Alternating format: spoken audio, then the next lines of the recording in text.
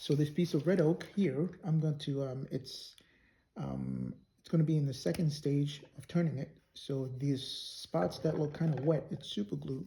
So I applied it to prevent it from cracking. But I'm going to come in with a series of pull cuts here, pull cuts, and some push cuts. Pull cut.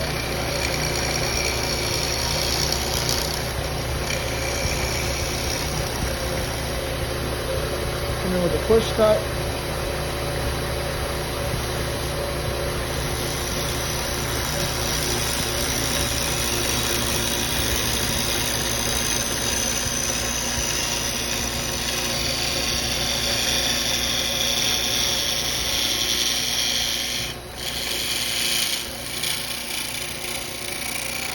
And so here's a closer look. You might not be able to see, but if you had to feel it, it's really smooth.